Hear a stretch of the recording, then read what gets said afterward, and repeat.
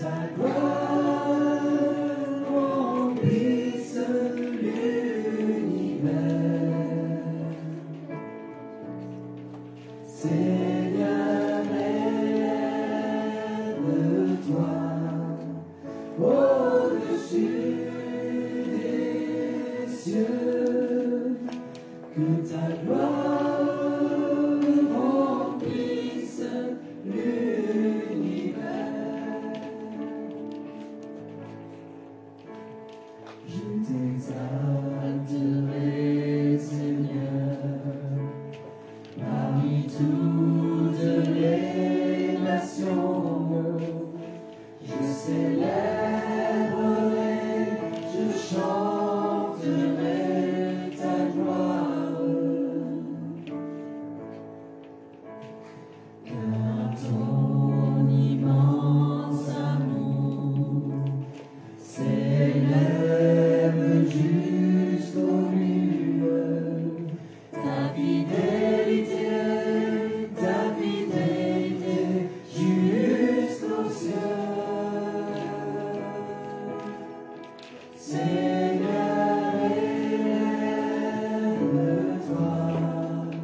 au-dessus des cieux, que ta gloire remplisse l'univers. Seigneur, élève-toi au-dessus des cieux, que ta gloire, que ta gloire, que ta gloire remplisse l'univers.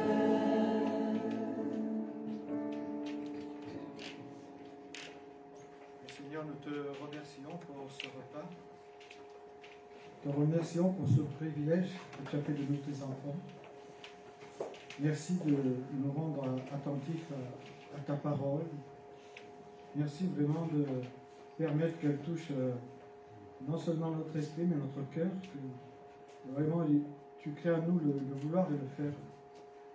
Que nous ne ressortons pas comme nous sommes entrés, mais qu'au contraire, tu nous donnes vraiment d'être remplis de ton esprit pour aller et apporter cette bonne nouvelle.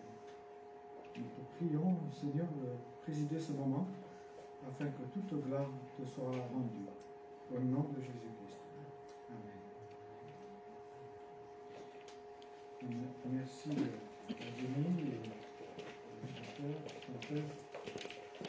Merci pour ce temps de louange. Donc, je rappelle que vous pourrez discuter avec Jimmy, son épouse, à la fin du culte, si vous voulez en savoir davantage sur OM et les différents services. Donc, vous pourrez vous adresser à Jimmy qui se rendra disponible. Bien sûr. Voilà.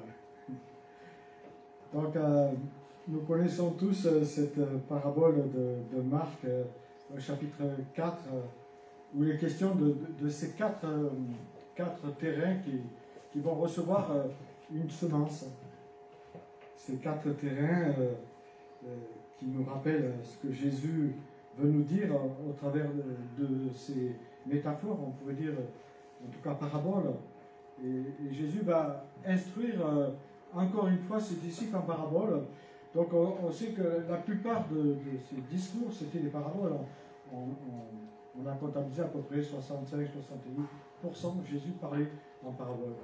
Et là, dans Marc 4, cette parabole, il va donner des explications. C'est la première fois que Jésus donne des explications d'une parabole.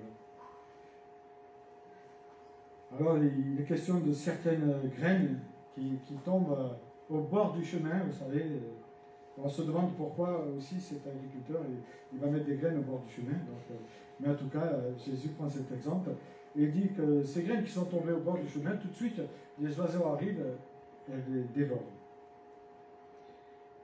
Et une des questions que je me suis posée, que je vous pose à vous aussi, est-ce que vous est arrivé d'annoncer la parole à des personnes, puis le lendemain ou le soir ou le surlendemain, d'autres personnes sont assises sur la route des gens à qui vous avez annoncé l'évangile et leur disent le contraire. Est-ce que ça vous est déjà arrivé? Non, jamais? Et oui, parce que l'adversaire est là. L'adversaire il est là, lui, pour semer de l'ivraie, et on sait que l'ivraie, ça étouffe le blé. En fait, l'adversaire, c'est Satan, qui vient aussitôt arracher ce qui a été semé. À partir du moment où nous semons, l'adversaire est là, lui, pour justement rendre ensuite les gens insensibles à la parole. Et ce qui est triste, c'est que ces gens-là ne pourront jamais devenir des disciples du Christ. Parce que justement, ils vont écouter cette parole que l'adversaire va mettre dans la bouche de ces gens. Et puis, il nous parle d'un endroit pierreux, peu de terre, peu de racines. Là aussi, on se dit pourquoi l'agriculteur va mettre des graines au milieu de pierre, c'est n'importe quoi. Et les graines lèvent, mais tout de suite, elles sont brûlées par le soleil, elles vont sécher. Et est-ce qu'il vous est arrivé d'annoncer l'évangile à des personnes et qui le reçoivent avec joie et même qui prennent une décision, et ça arrive dans les camps, et les scouts ont dû connaître ça. Et puis au bout de quelques semaines, quelques mois, ou même quelques années, ces personnes plaquent tout. Et Jésus donne des explications. Il dit, ce sont des gens qui reçoivent la parole avec joie, mais ils sont inconstants, ils ne sont pas enracinés dans la parole. Ils n'ont pas reçu cette nourriture qu'on doit recevoir. Vous savez, on pourrait dire, il y a la décision, et puis après, il y a la conversion. Puis au bout de quelques années, ces gens abandonnent tout. Parce qu'ils avaient une foi superficielle. Parce qu'elles ont rencontré peut-être des difficultés, des épreuves, ou dans l'église, des personnes qui déçoivent. Mais ça, je vais vous décevoir souvent, mes amis, donc préparez-vous. Voilà, c'est ça l'église. Constituée d'hommes et de femmes imparfaites, mais qui sont graciés par l'amour de Dieu. Et c'est comme ça qu'il faut se voir, au travers de la croix et pas au travers de nos manquements. Donc ces gens abandonnent tout, parce qu'ils dépendaient de leurs émotions. L'émotion est bonne, mais il faut un équilibre. Ils dépendaient de leurs sentiments aussi. Mais leur foi n'était pas profonde, ni sincère leur conviction. Elles ne peuvent devenir, elles aussi, des disciples du Christ. C'est ce que nous dit Jésus. Et puis, la troisième graine qui tombe dans les épines. Et là, on se dit encore, mais qu'est-ce que c'est cet agriculteur? Il ne comprend rien. Les épines montent et étouffent le plan. Est-ce qu'il vous est arrivé d'annoncer la parole à des personnes qui semblent s'être converties, mais qui dans leur vie spirituelle ne portent pas du fruit? Ne portent pas du fruit. Alors c'est peut-être un peu compliqué, cette expression de ne pas porter du fruit. Je dirais que ce sont des personnes qui sont trop prises par leur activité mondaine, qui n'ont pas mis le Seigneur, tu aimeras le Seigneur ton Dieu de tout ton cœur, toute ton âme, et à lui seul tu rendras un culte, puis ton prochain comme toi-même. Elles ne portent pas de fruits parce que leur vie n'est pas conforme. Leur vie est indécisive. Elles sont partagées entre le Christ et le monde, ce qu'il offre avec ses lumières et tout ce qui entoure, bien sûr. Elles sont aussi étouffées par les soucis du monde. Elles peuvent être prises aussi par leurs propres passions. Dieu ne nous interdit pas d'avoir des passions, mais il ne faut pas qu'elles étouffent la parole de Dieu. Ces gens ont fait passer leur intérêt, leurs préoccupations en premier. Elles se sont inquiétées pour l'avenir. Alors que le Christ nous parle d'une conversion, d'un changement d'état, d'un changement de façon d'être, de vivre, un changement de vie, c'est une conversion.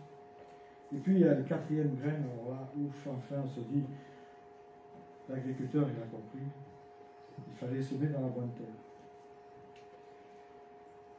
Et cela, ça porte du fruit, ça se multiplie, 1 par 100, puis etc. Ce sont des personnes en fait qui vont devenir des disciples du Christ. En fait, on s'aperçoit à la lecture de Marc 4 que les 3 premières personnes, ou les 3 premiers terrains qui avaient reçu la parole, n'avaient pas passé le cap pour être disciples. Elles avaient pris en quelque sorte une décision, comme on peut prendre une décision. Et moi, je me rappelle avoir pris une décision à l'âge de 13 ans.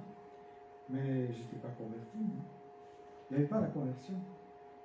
J'avais pris cette décision. Jésus était mon sauveur. Oui, oui, j'avais un problème. Oh, vite, j'ai un souci. Et puis je raccrochais un peu. Dès qu'il y avait un problème, hop, et je raccrochais.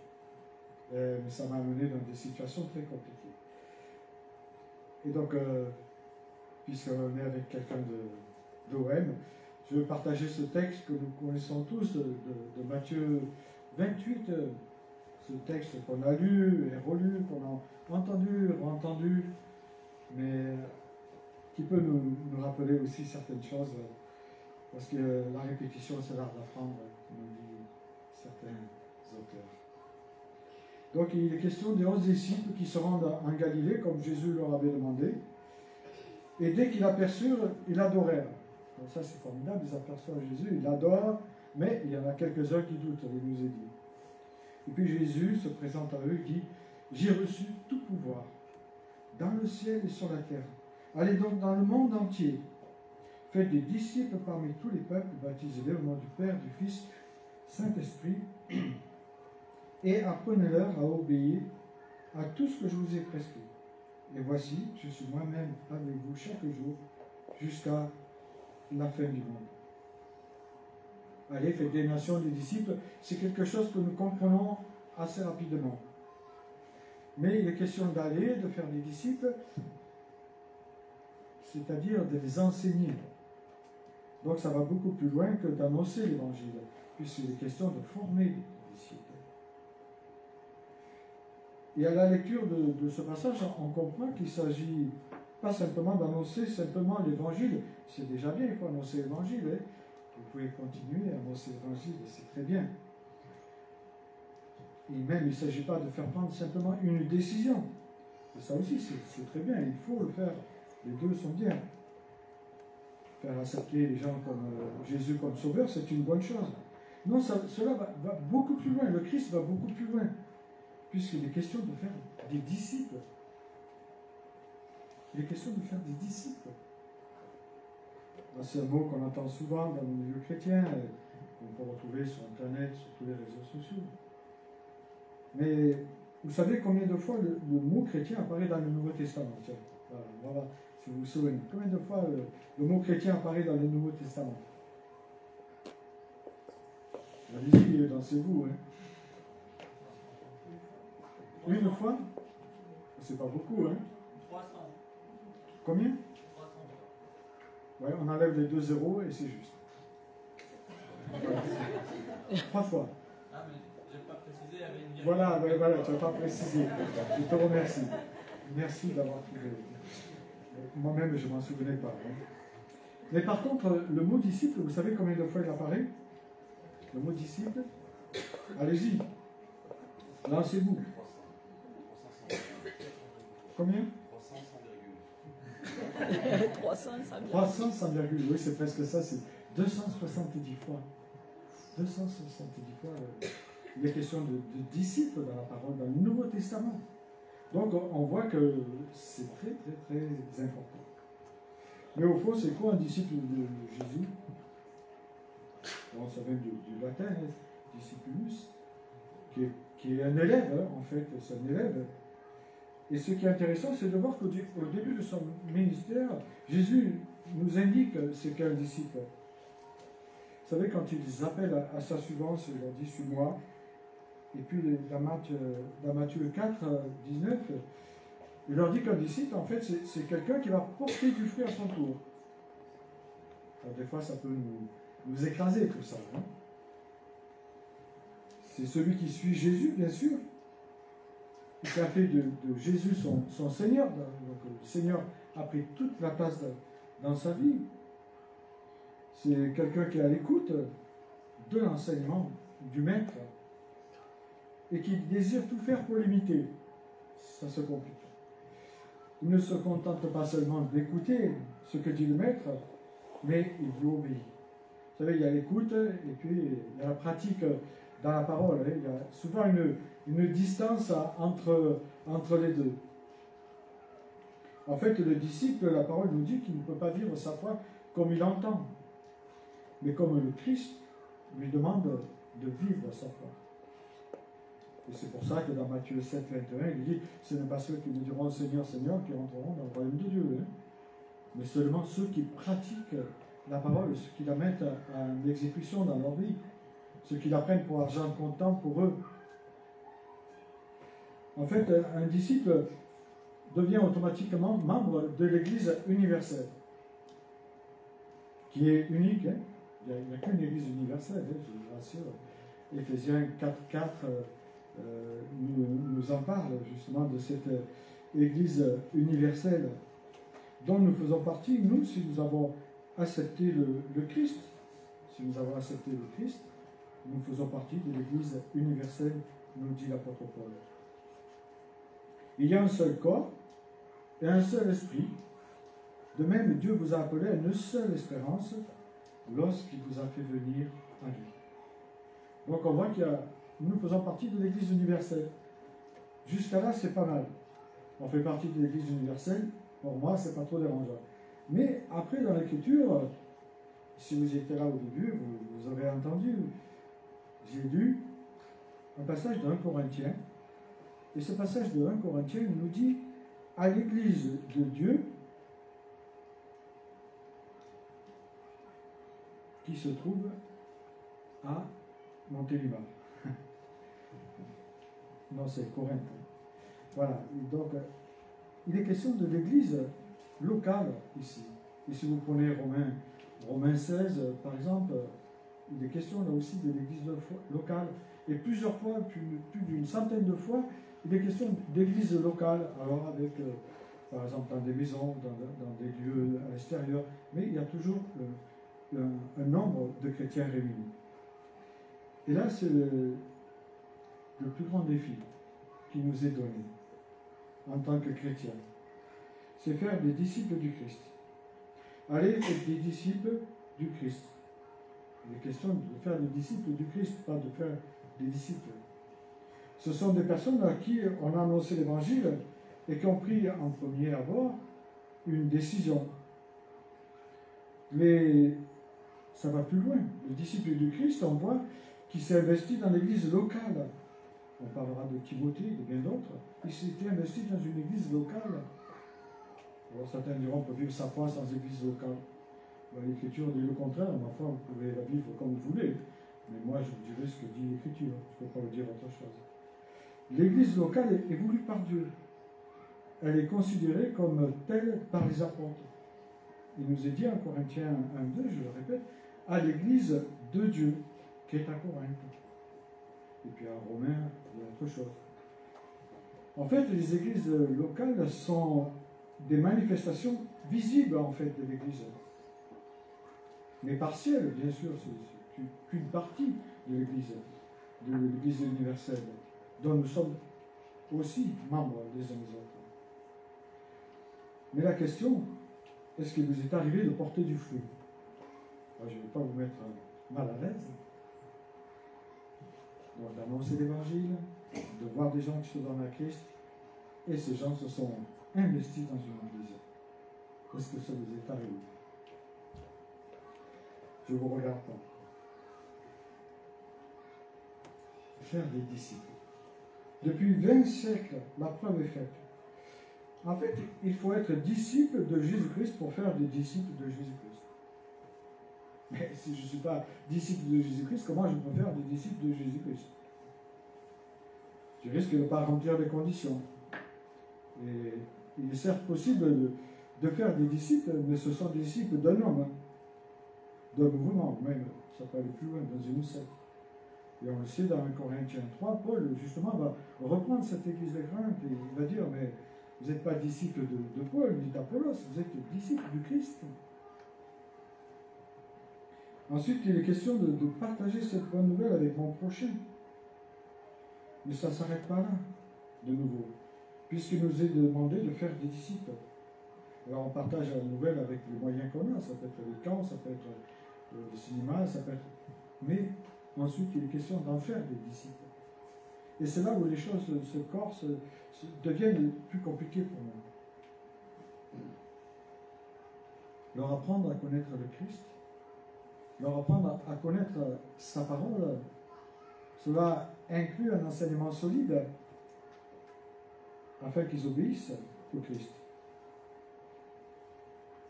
On connaît sûrement la parabole des constructeurs, vous savez, ce constructeur à qui Jésus s'adresse, c'est dans Matthieu 7, 24, où il dit, et il invite justement à calculer les dépenses avant de s'engager.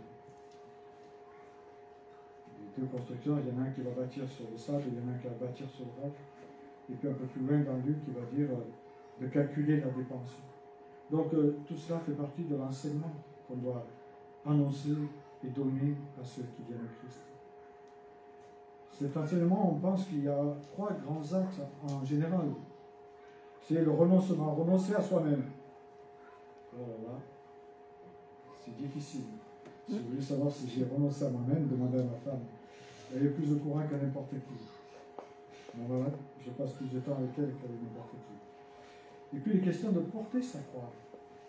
Le Christ nous dit de porter notre croix. Voilà. On va un calvaire, mais ce n'est pas toujours un calvaire.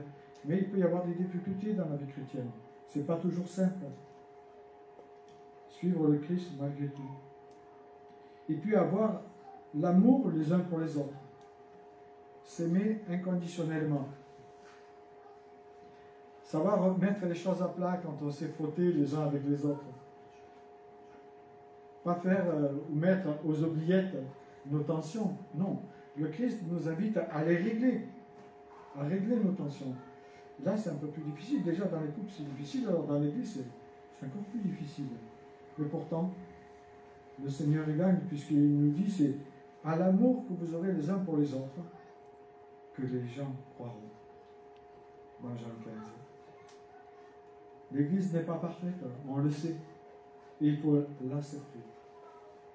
Puisque c'est le désir de Dieu que sa gloire couvre l'univers, la terre, on l'a chanté tout à l'heure. Alors nous devons faire des disciples qui feront à leur tour des disciples. Ouais, c'est inappellissable. Cela passe obligatoirement par leur apprendre la connaissance, l'obéissance et le partage. Pour faire des disciples, il est primordial d'apprendre à construire des ponts pour aller vers eux, pour témoigner vers ceux qui ne le connaissent pas. Donc les ponts, je pense qu'on sait les faire, on peut employer divers moyens.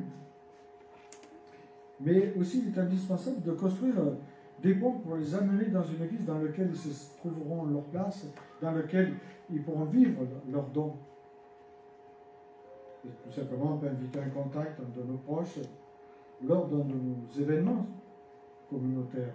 Ça peut être la fête de Noël, comme café croissant ou un culte spécial. Mais c'est là que la tâche se complique, à amener les gens à l'église. Annoncer l'évangile, c'est pas simple. Mais amener les gens à l'église, c'est difficile. Le premier pas dans l'église n'est pas facile. Je dirais que c'est même un miracle.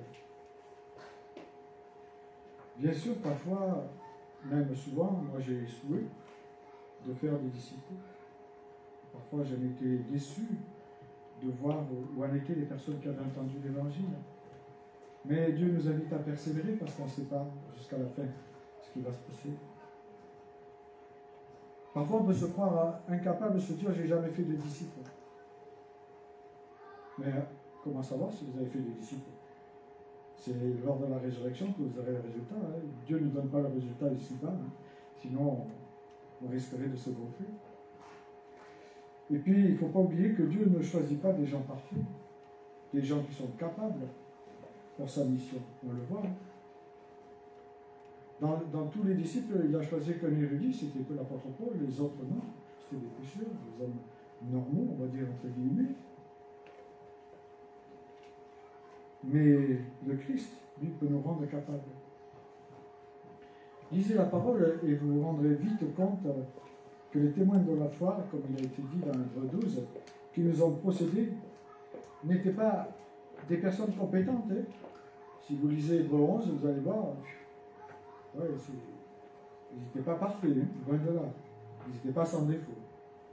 Mais c'était des personnes qui avaient tout simplement accepté de suivre le Seigneur, tant bien que mal, avec leur caractère, leurs défauts et leurs qualités. Ce sont des personnes qui se sont laissées façonner par le potier.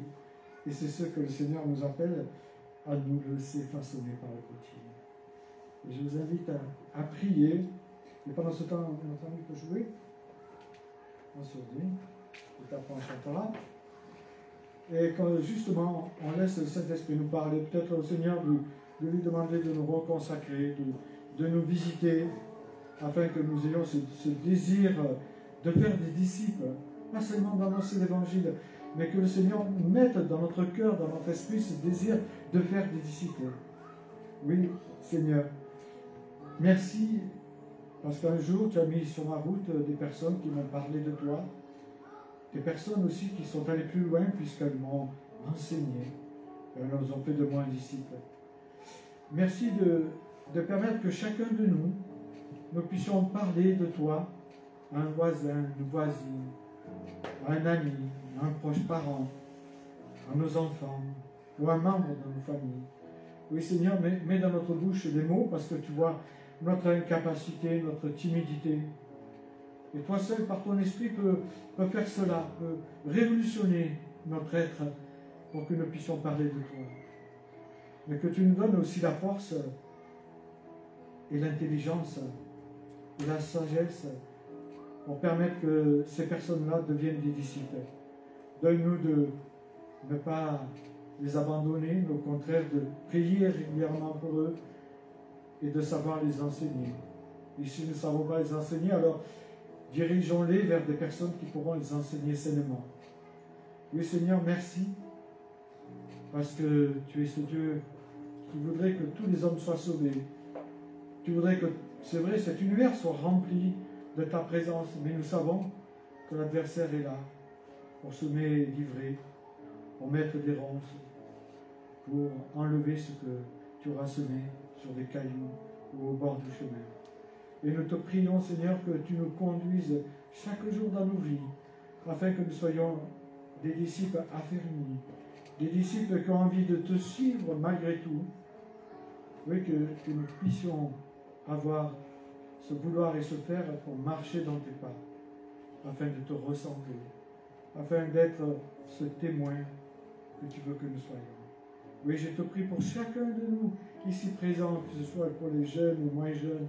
Oui, renouvelle à nous une consécration, Seigneur. Visite-nous. Parle-nous tout au long de la semaine. Fais de nous des serviteurs utiles. Je te le demande dans le précieux nom du Christ, le ressuscité.